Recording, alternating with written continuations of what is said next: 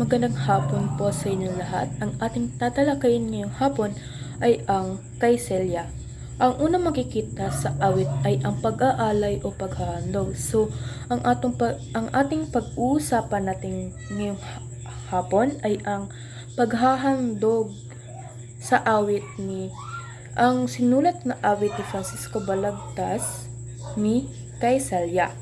So, ang kalungkutan, pagkabigo at mapait na karanasan sa pag-ibig ni Balagtas kay Maria Asuncion Rivera ang naging daan at inspirasyon upang maisulat ang awit na Florante at Laura. So, kanito mga karanasan na na-feel ni Balagtas is murag inspiration o nagtulak na maisulat ang awit na Florante at Laura. Tinawag niya itong Celia bilang hango sa Santa Cecilia na santong mahilig sa musika. At sa realidad nga, hawd pud si Maria Asuncion Rivera na tumugtog ng lira. Kaya inihantulad ang babae. So tinagurian o tinawag niya itong Celia bilang hango sa Santa Cecilia na santong mahilig sa musika.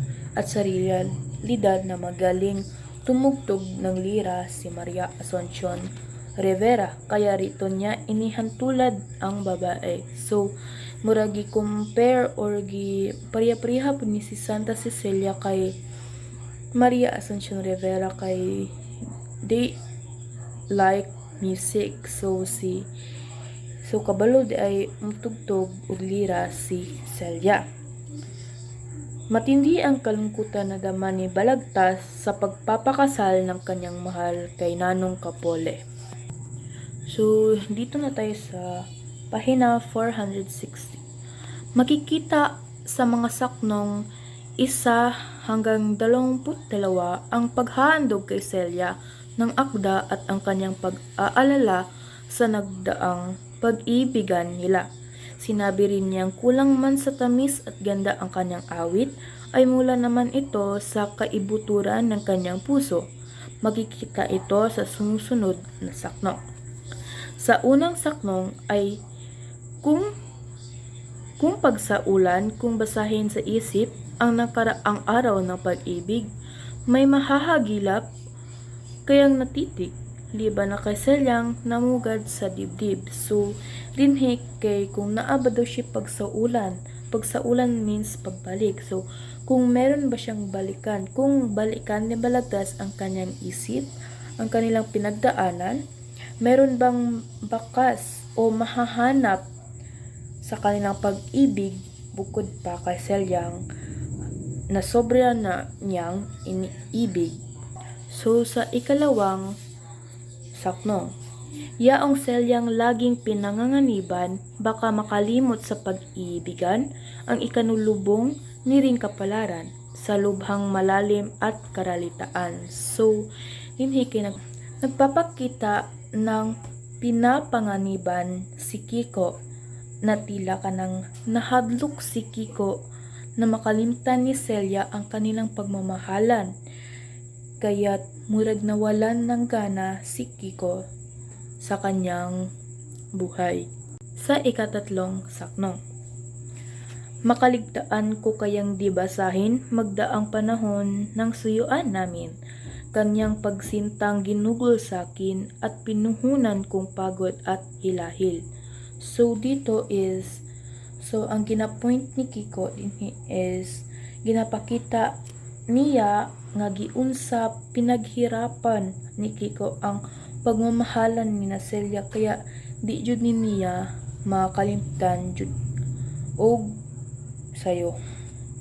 Diba, if you love a person so dearly, you will not forget the memories you have made with her or him.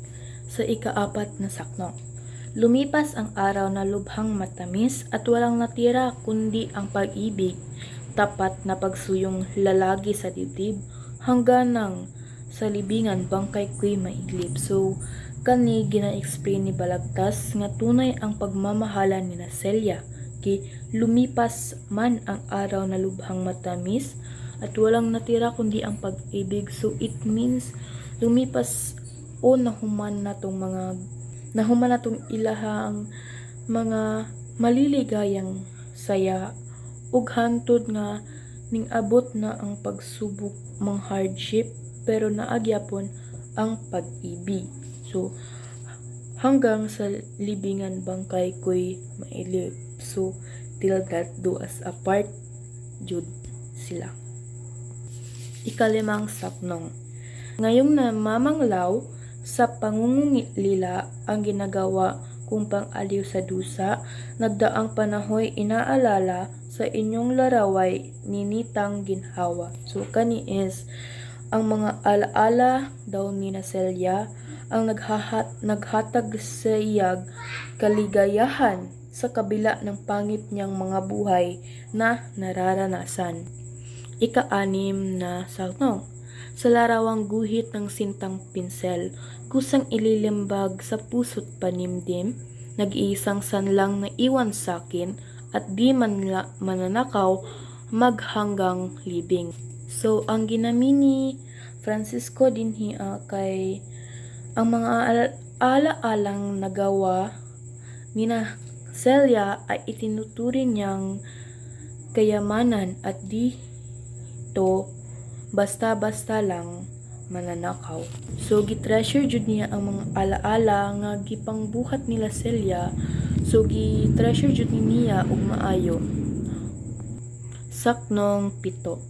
Ang kaluluwa ko'y kusang dumadalaw sa langsangat ngayong iyong niyapakan sa ilog biyatat hilom na mababaw yaring aking puso'y laging lumigaw. So dinhi murag si Francisco is like murag iyang solo siya kay kanang lahi ki kusang dumadalaw doon sa mga bayan o lugar na ginaadtuan ni Celia nga ginadtuan nila. Diba? Kung in love ang isa ka tao, wala jud sulod iyang utok kundi siya lang. Saknong 8. Di mamakailang mo po ng panimdim sa puno ng manggang naraanan natin. Sa nagbiting bungang ibig mong pitasin, ang ulilang sentay aking inaaliw. So, kani din kay murag gina-remember ni Kiko na katong nagaadto daw sila sa manggahan nga nagakuha daw si Celia og mangga. So nagapitas daw si Celia ng mangga, murag favorite ng guro ni Celia ang mangga. Kaya pero murag sad, murag ang kalungkutan, murag malungkot talaga ang murag sad jud si Balagtas habang inaalala niya itong alalang ito. Saknong 9. Ang katauhan ko'y kusang nagtatalik sa buntong hininga ng ikay may sakit. Himutok ko nooy inaaring langit, paraiso naman ang may tulong silid. So dinhi is so katong nagkasakit si Celia is ang iyang mahimo na lang kay bugtong hininga kay layo man jud si Celia. Kung nagkasakit siya mao nga bugtong hininga na lang ang mahimo ni Balagtas kay layo sila. Kay dili naman kasama ni Kiko ang kanyang minamahal. Pero katong dati nga kauban pa sila kay of course ginaalagaan jud ni Kiko og tarong. Saknong 10. Nililigawan ko ang iyong larawan sa makating ilog na kinalagian. Binabakas ko rin sa masayang dunggan, yapak ng paa mo sa batong tuntungan. So dinhi kay malinaw daw ang alaala ni Balagtas ang itsura ni Celia. Of course, if you're in love, you will always remember. Dito sa daungan sa makating ilog. So like murag nag-adto sila dito unya detailed kayo iyang isip kay Celia na iniisip ni Balagtas. Saknong 11.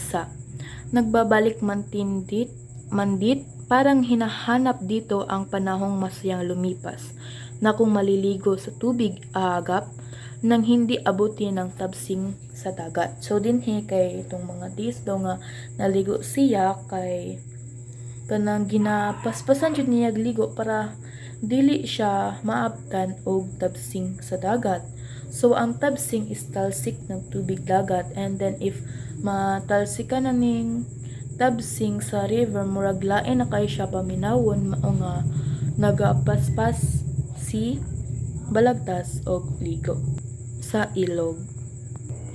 Saktong 12. Parang naririnig ang lagi mong wika, 3 araw na di magtatanaw tama, at sinasagot ko ng may sabing tuwa sa isa katawi marami ang handa.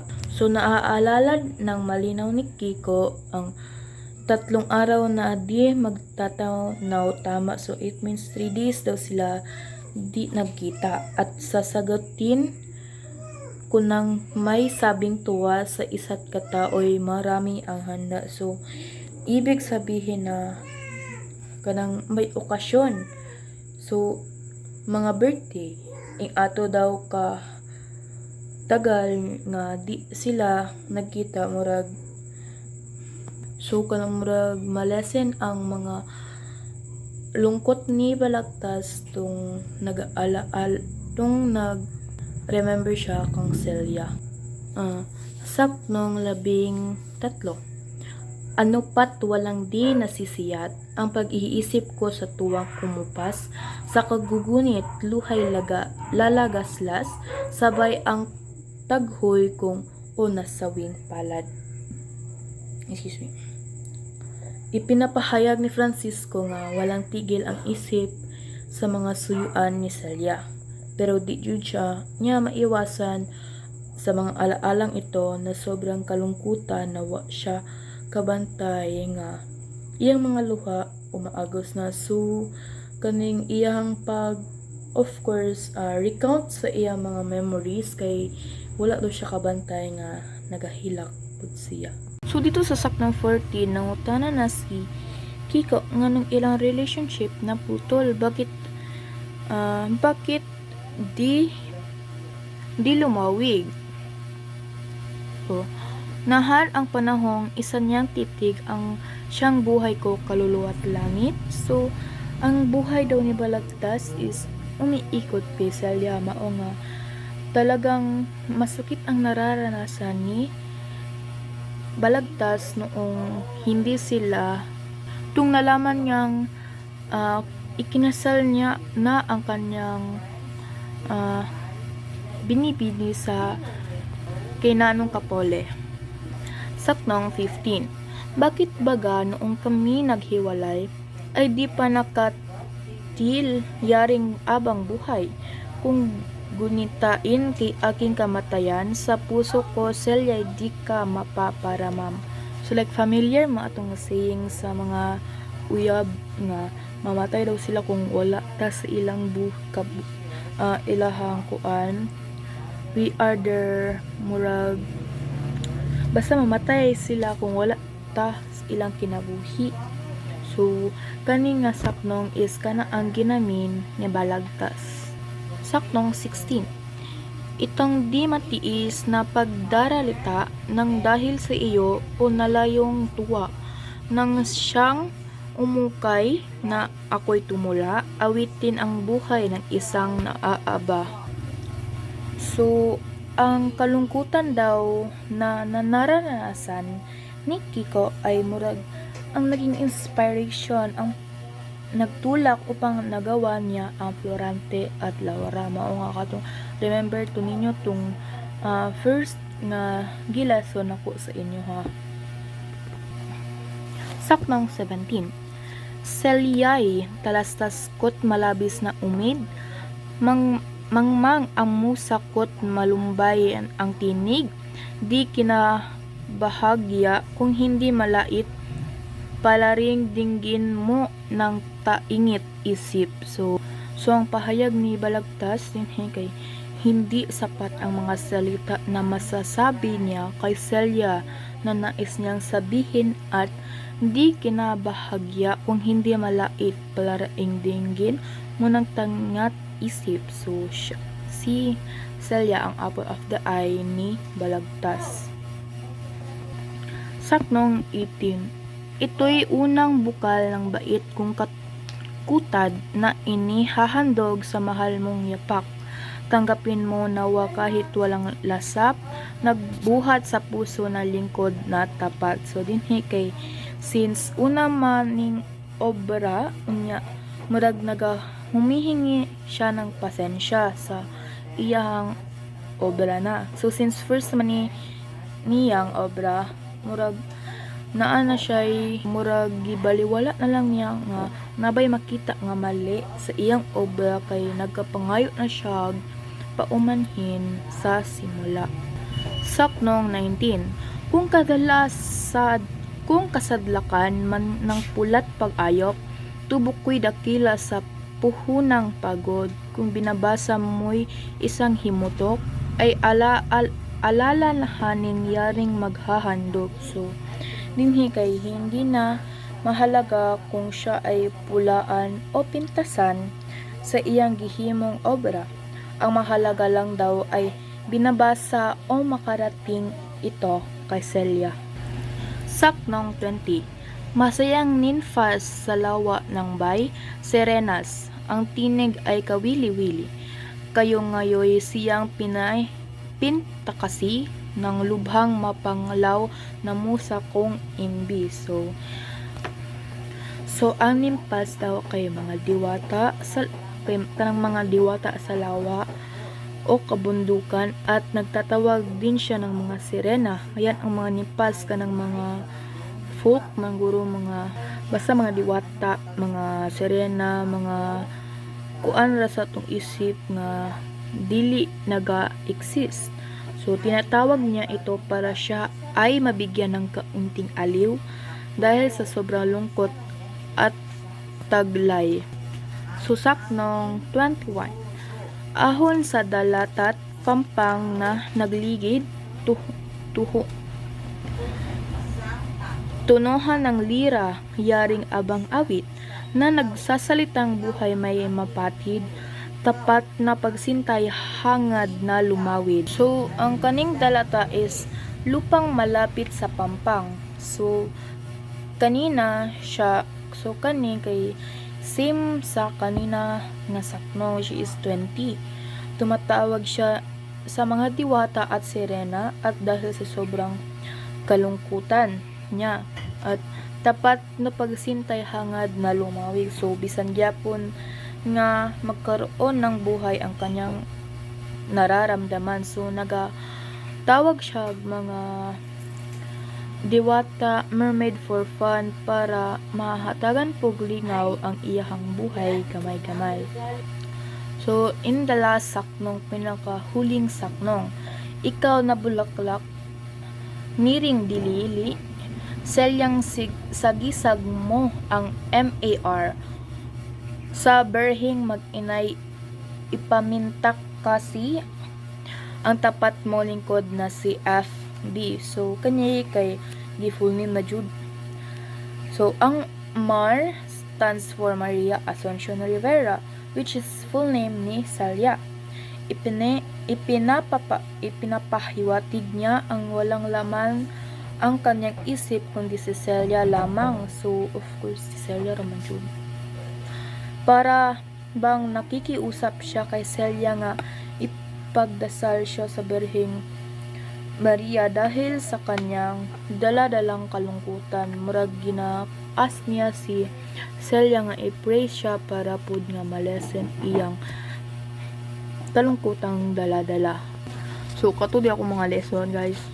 So kung i-summarize na ako siya guys kay ginapakita ang ginapakita din ni Balagtas is ginapakita ang masayang alaala ni na Celia na siyang naging sentro ng kaligayahan ni Balagtas, the one at ang parehong tao nga binibigyan ng matinding kalungkutan. So kuan jud ning kaning saknong 1 to 22 is like alaala ni Balagtas na isinulat niya para kay Celia. That's all. Thank you.